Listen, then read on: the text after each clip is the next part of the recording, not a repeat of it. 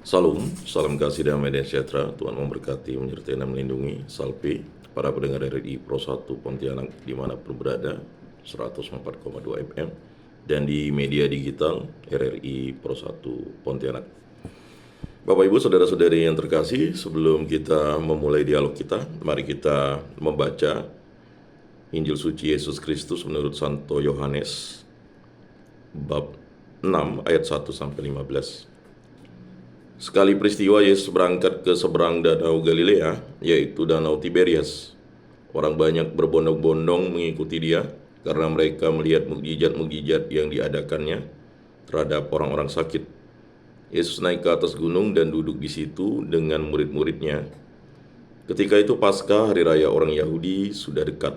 Ketika Yesus memandang sekelilingnya dan melihat bahwa orang banyak berbondong-bondong datang kepadanya, berkatalah ia kepada Filipus, "Di manakah kita dapat membeli roti supaya mereka dapat makan?" Hal itu dikatakannya untuk mencobai Filipus, sebab ia sendiri tahu apa yang hendak dilakukannya. Jawab Filipus kepadanya, "Roti seharga 200 dinar tidak akan cukup untuk mereka ini, sekalipun masing-masing mendapat sepotong kecil saja."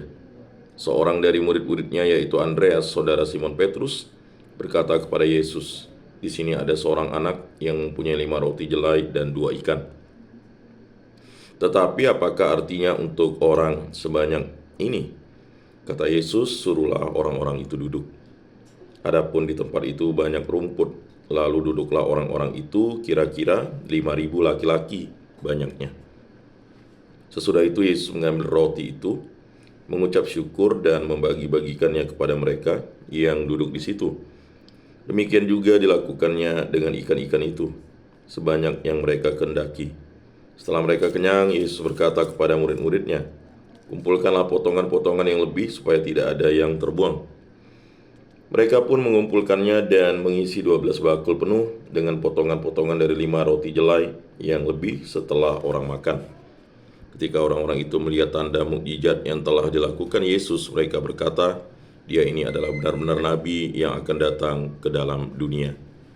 Karena Yesus tahu bahwa mereka hendak datang dan hendak membawa dia dengan paksa untuk dijadikan raja, ia menyingkir lagi ke gunung seorang diri.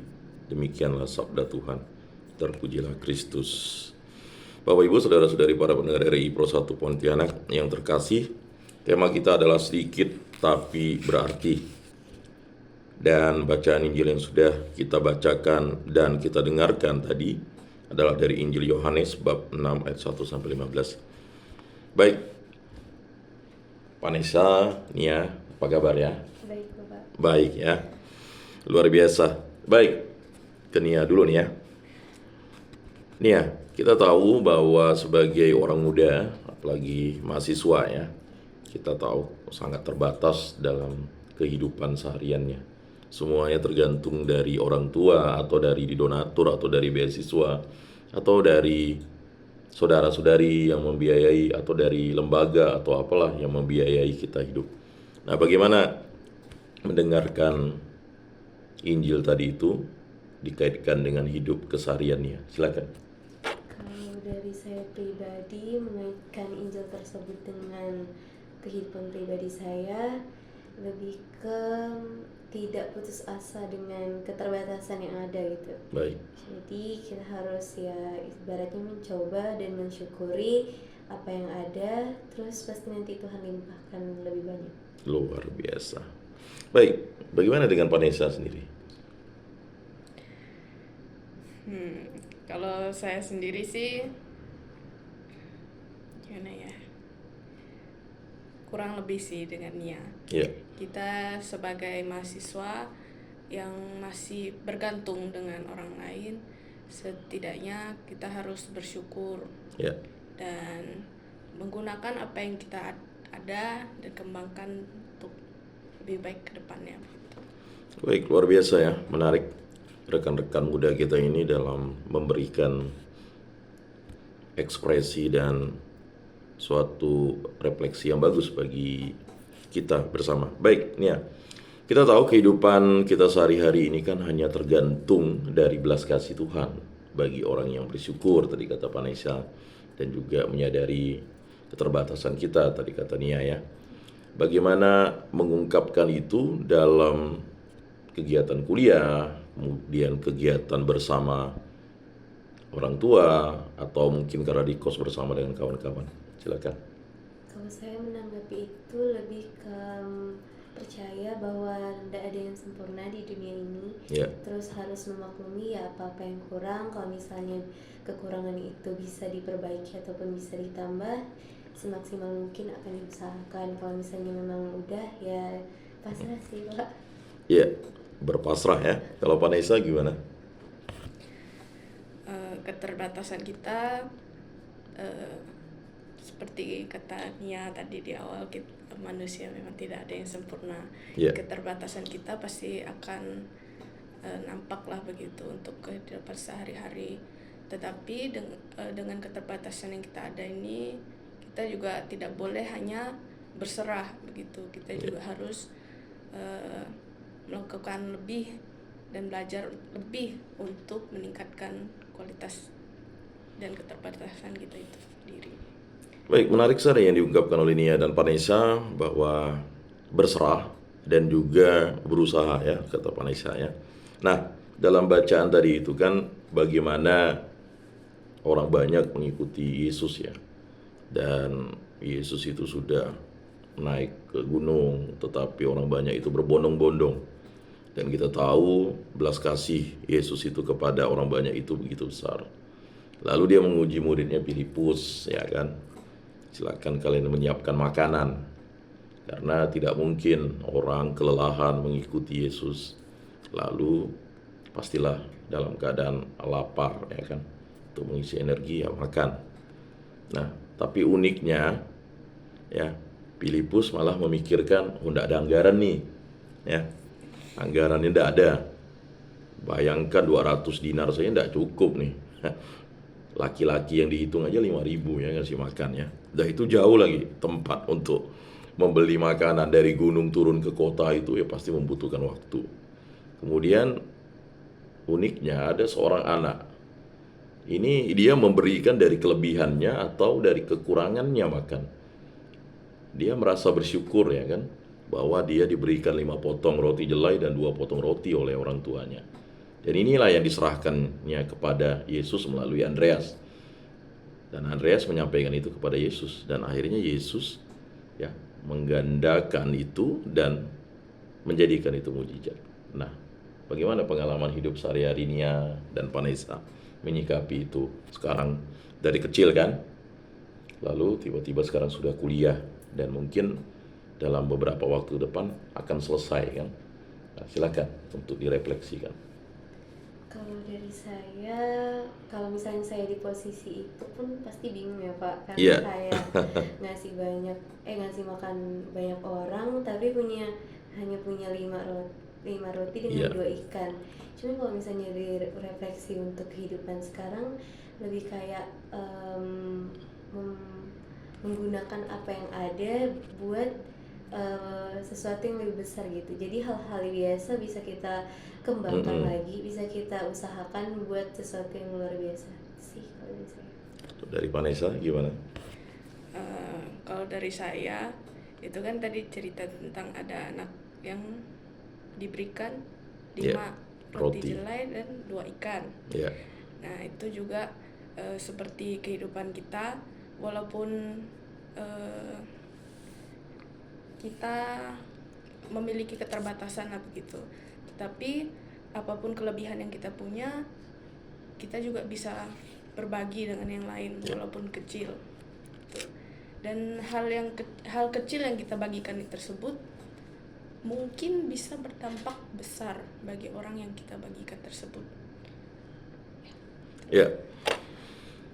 Berbagi ya, sedikit tapi berarti. Nah, ini sesuatu yang luar biasa. Kita diberikan waktu yang sama, tenaga yang sama, ya kan? Bentuk tubuh yang sama, ya, memiliki 2 mata, 2 tangan, 2 kaki, ya. Semuanya ya pasti kalau misalnya ada sedikit kekurangan ya dianggap tidak biasa ya. Nah, Nia, kehidupan kita ini kan karena belas kasih dan kerahiman Allah. Kita bisa sampai sebesar ini kan karena belas kasih dan kerahiman Allah melalui perantaran orang tua kita ya. Nah, bagaimana Nia ini merefleksikan dengan semangat dan juga menjadi mahasiswa Katolik, orang muda Katolik, dan juga aktivis dalam organisasi Katolik yang ada di kampus untuk mewujudkan itu dalam tingkah laku dan keteladanan. Silakan. Baik, kalau dari saya, karena saya bangga sebagai seorang Katolik, Ya. jadinya saya harus percaya diri, Mhm. nggak boleh, ibaratnya nggak mau kalah sama yang lain, harus eksis, tapi juga harus berkualitas. Baik. Vanessa gimana? Kalau saya sih lebih ke ini, saya sekurang-kurangnya saya, Ya. setidaknya saya harus membantu yang lain, saya harus memberikan apa yang saya punya untuk membantu mereka begitu. Kegiatan seperti katanya juga harus aktif, tidak boleh meninggalkan kawan ya gitu ya. Harus memiliki rasa kepemilikan bersama gitu. Jadi kita melakukan yang terbaik lah gitu, apa yang kita bisa untuk kegiatan atau organisasi ini. Baik. Bapak Ibu, saudara-saudari yang terkasih, bacaan yang kita baca dan kita dengarkan pada hari ini yaitu penginjil Yohanes menampilkan kisah Yesus memberi makan kepada 5.000 orang hanya dengan 5 roti jelai dan 2 ekor ikan. Kalau kita memikirkan dengan pikiran manusiawi, hal itu tidak mungkin terjadi. Bagaimanakah mungkin memberi makan kepada 5.000 orang hanya dengan 5 roti dan 2 ekor ikan? Namun secara iman kita percaya bahwa Allah bisa menjadikan apa yang tidak mungkin bagi manusia menjadi mungkin. Filipus sempat merasa pesimis ketika Yesus menawarkan kepadanya untuk membeli roti supaya semua orang bisa makan. Filipus mengatakan roti seharga 200 dinar tidak akan cukup untuk mereka ini sekalipun masing-masing mendapat sepotong kecil saja. Andreas juga merasa pesimis dengan mengatakan di sini ada seorang anak yang mempunyai 5 roti jelai dan 2 ekor ikan. Tetapi apakah artinya untuk orang sebanyak ini? Para murid merasa pesimis karena mereka masih mengandalkan pemikiran manusia. Mereka belum mengandalkan Tuhan dan melibatkan Tuhan dalam persoalan yang sedang mereka hadapi. Nah, dalam refleksi ini kan mengandalkan Tuhan. Apakah Nia dalam kehidupan sehari-hari, terutama jauh dari orang tua atau mungkin bersama orang tua, ini mengandalkan Tuhan tidak dalam kehidupan sehari-hari?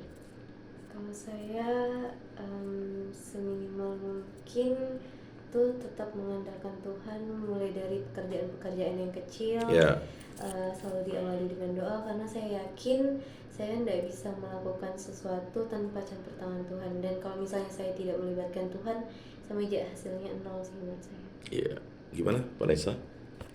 Saya juga sih, campur tangan Tuhan itu pasti ada. Dan kita sebagai manusia yang kecil juga butuh bantuan dari Tuhan tersebut.